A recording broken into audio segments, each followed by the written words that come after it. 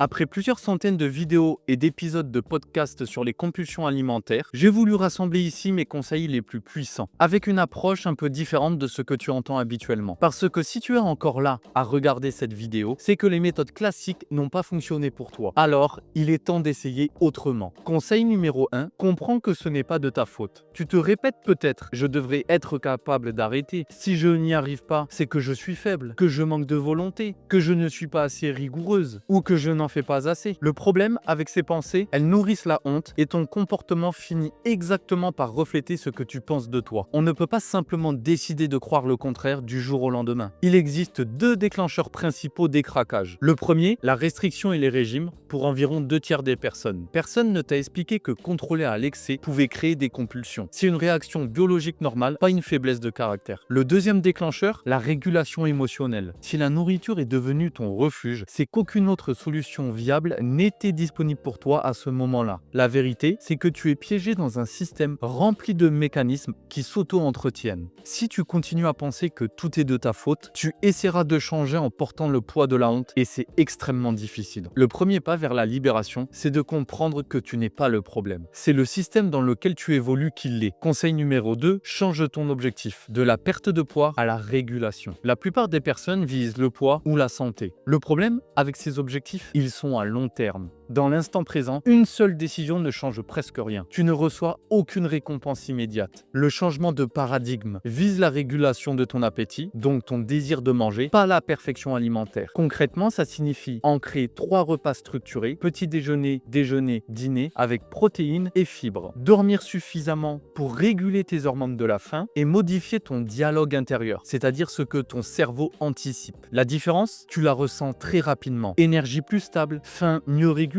Donc, tu es renforcé positivement dans les jours qui suivent. Conseil numéro 3, sors du tout ou rien. Le craquage est l'exemple parfait de la pensée binaire. Soit tout, je mange tout, soit rien, je résiste à tout. Même sans restriction apparente, si tu te dis « je ne devrais pas avoir faim », c'est une résistance mentale qui finit par exploser en compulsion. Le remède embrasse la zone grise. C'est la zone du milieu, du suffisamment bien. C'est parfois moins excitant, plus ennuyeux et c'est complètement normal. Commence par contester tes pensées absolues. Rien ne changera jamais par « est-ce que c'est vraiment vrai ?» Je suis nul par « est-ce un fait ou une émotion ?» Je dois être parfaite par « pourquoi ?» Selon qui? La zone grise, c'est là où se trouve la vraie liberté. Parce que la vie n'est ni noire ni blanche et ton alimentation non plus. Quatrième conseil, arrête de dire « demain j'arrête ». Le fameux « demain je ferai mieux » te soulage sur le moment et repousse toujours l'action réelle. La question clé à te poser maintenant, qu'est-ce qui me fait croire que je ferai demain ce que je n'ai pas pu faire aujourd'hui? Si rien ne change dans ton état intérieur, dans ton niveau de stress, dans ton contexte, pourquoi demain serait-il différent? Apprends aussi à réagir autrement après une compulsion. Au lieu de te faire des promesses irréalistes pour demain, relève-toi immédiatement avec bienveillance et curiosité sur ce qui s'est passé. Ce changement de réaction affaiblit progressivement la boucle de la compulsion. Avant que je ne te donne le conseil numéro 5, si cette vidéo te plaît, n'hésite pas à la liker, à la commenter, à la partager. Par la même occasion, je t'invite à t'abonner à la chaîne YouTube. Ça me donne un maximum de force pour continuer à te produire un maximum de vidéos de qualité. Par ailleurs, si tu veux comprendre ce qui déclenche réellement tes compulsions et surtout comment en sortir de façon durable, je t'invite à réserver ton audit MRE dès maintenant. C'est un appel individuel de 45 minutes, 100% offert, où dans celui-ci, tu apprendras à sortir définitivement du cercle vicieux invisible, craquage, culpabilité, contrôle, rechute. Par la même occasion, tu repartiras avec un plan d'action personnalisé et concret qui te permettra de sortir définitivement de l'alimentation émotionnelle. Si c'est quelque chose qui te dit si ça te parle, je t'invite simplement à cliquer sur le lien sous cette vidéo. Parenthèse fermée. Conseil numéro 5, pense en état, pas en ligne droite. Plutôt que d'imaginer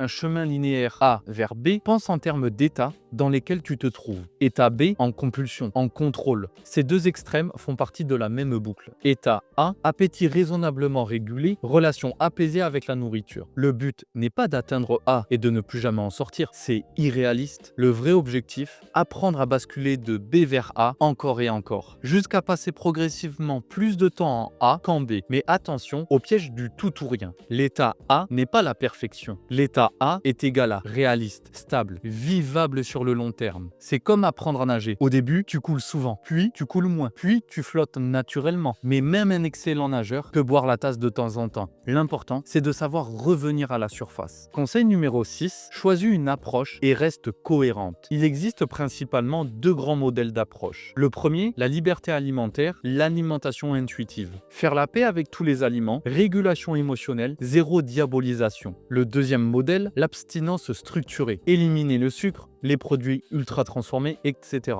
Les deux peuvent fonctionner selon les personnes. Mais si tu passes de l'une à l'autre chaque semaine, tu entretiens le conflit intérieur et la confusion. Mon conseil, choisis une approche et teste-la vraiment, au moins 6 mois, en nettoyant tes flux sur les réseaux sociaux des contenus qui te désalignent de cette approche. Tu ne peux pas guérir une relation à la nourriture si tu reçois des messages contradictoires tous les jours. En résumé, voici les 6 piliers pour arrêter les craquages. En 1, ce n'est pas de ta faute. Tu es piégé dans un système pas faible de caractère. En 2, vise la régulation, pas la perfection. Des résultats immédiats te renforcent. En 3, désarme le tout ou rien. La zone grise est ta zone de liberté. En 4, stop au demain. Agis maintenant, surtout après un épisode. En 5, apprends le switch de l'état compulsion vers l'état régulation. En 6, reste cohérente. Une approche à la fois jusqu'au bout. En conclusion, tu n'es pas cassé, tu n'es pas faible, tu es simplement prisonnière d'un système qui s'auto-entretient. Et la bonne nouvelle, c'est qu'avec les bons outils et le bon cadre de réflexion, ce système peut être démantelé. Pas du jour au lendemain, mais progressivement, décision après décision, jour après jour, jusqu'à ce que l'état de paix avec la nourriture devienne ton nouvel état par défaut.